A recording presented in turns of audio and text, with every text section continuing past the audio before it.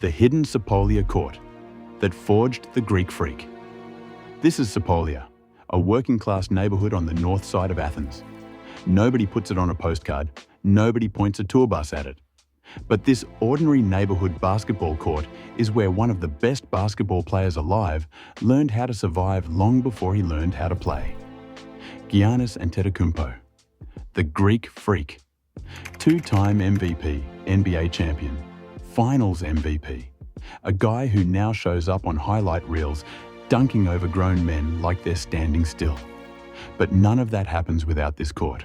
And honestly, none of that happens without this neighborhood almost breaking him first. Let's go back to the start.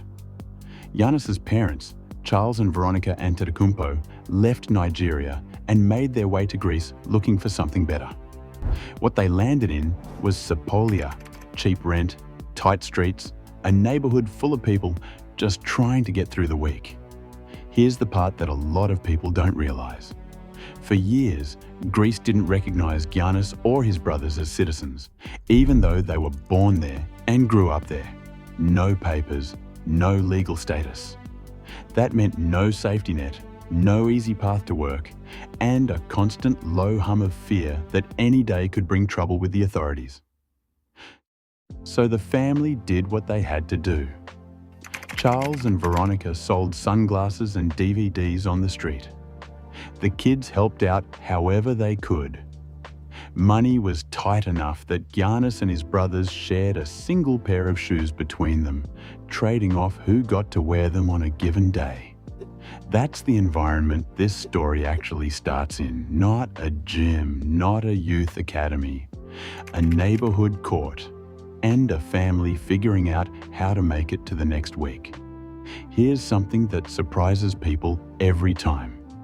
Giannis wasn't dreaming about basketball as a kid. He was a soccer kid. That was the sport he loved, the sport most of the neighborhood played, the sport that made sense in a place where a round ball and an open patch of concrete were all you needed. The man who changed the direction of his entire life was a basketball scout named Spiros Velliniatis. Spiros wasn't scouting Sepolia looking for the next global superstar. He just happened to notice a skinny 13-year-old kicking a soccer ball around a field with his younger brother. And by his own account, what he saw on the basketball side of things was rough. Spiros has said it plainly. Giannis couldn't make a layup, couldn't dribble. If you were grading him purely on skill, there was nothing there yet worth writing home about.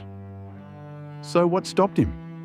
What made an experienced scout pull over and pay attention to a kid who couldn't even finish at the rim? It wasn't the footwork. It wasn't the frame, even though Giannis was already tall for his age. It was something harder to teach. A competitiveness. A refusal to lose, to back down, to just accept where he stood. That's the thing Spiros clocked before anything else, and it turned out to be the single most accurate scouting report anyone ever wrote on this kid. There's a story that gets passed around about Giannis from this era, and it tells you everything about who he already was underneath all that raw, unfinished talent. One of his teammates, a guy named Alexandros Zogas, accidentally grabbed Giannis's old basketball one day instead of his own. When he realized the mix-up, he told Giannis he'd bring it back the next day. Giannis stopped him, told him not to worry about it, and then he said something like this: "It's not just a ball. One day you're going to be telling people you had Giannis Antetokounmpo's basketball." Think about that for a second. This is a teenager with no money, no legal status, one shared pair of shoes between him and his brothers, standing on a neighborhood court in a rough part of Athens, and he's already talking like a future NBA star. Not out of arrogance, out of certainty.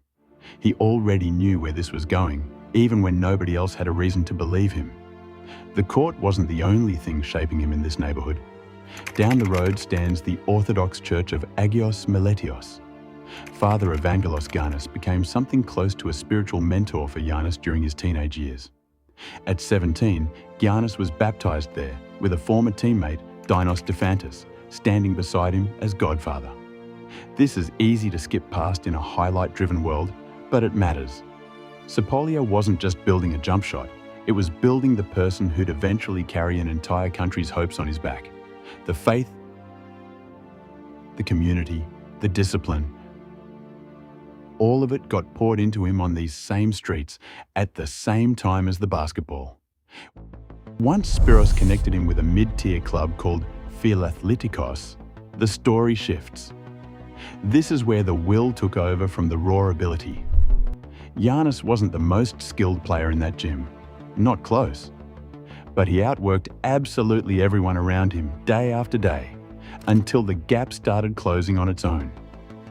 Teammates remember him staying so late after practice that he'd end up falling asleep right there on a yoga mat in the gym, too worn out to make the trip home and come back the next morning. That's not a scene from a highlight reel. That's just a kid grinding in an empty room with nobody watching, because he believed the work would eventually matter. By the time he was 18, Giannis was playing in Greece's second division, averaging under 10 points a game. Nobody outside a small circle of scouts had any real reason to know his name. He wasn't a phenom by the numbers. He was a project, long, athletic, still raw, still growing into a body that had not caught up with his ambition yet. And then, in 2013, the Milwaukee Bucks used the 15th overall pick on him. A gamble on a skinny 18-year-old from a neighborhood most of the basketball world could not have located on a map. Scouts were not drafting a finished product. They were drafting potential, projection, and whatever it was Spiros Velliniatis had seen years earlier on that neighborhood court. You know how the rest of it played out. The kid who couldn't make a layup became one of the most unstoppable forces the league has ever seen. Back-to-back MVP seasons, a Defensive Player of the Year award, an NBA championship, with Giannis pouring in a huge scoring night in the clinching game and breaking down in tears afterward, still holding on to the same intensity that got him noticed as a 13-year-old with a soccer ball. But here's where the story circles back to where it started. Around the time of Giannis's first NBA All-Star game, the court got a tribute makeover, turning that ordinary neighborhood spot into something people now travel to see. A few years later, the city of Athens went even further. Working through OPANDA, the municipality's culture and sports organization, and with support from Disney, who had been filming scenes for a movie about Giannis's childhood right there on those same courts, the entire Sepolia Sports Center got rebuilt into a proper, modern facility for the neighborhood kids growing up there right now, the same way Giannis once did. Giannis never really left this place behind. He still represents Sepolia and the immigrant community that shaped him, long after he had every reason and every resource to forget where he came from. And that neighborhood court, the one where a scout once watched a kid who could not dribble and somehow still saw a future champion, is still standing. It is still getting used every single day. It is proof of something simple, honestly. Greatness does not need a perfect setup. Sometimes it starts on a field with no papers, no money, one shared pair of shoes between three brothers, and a kid stubborn enough to believe none of that was going to be the end of his story.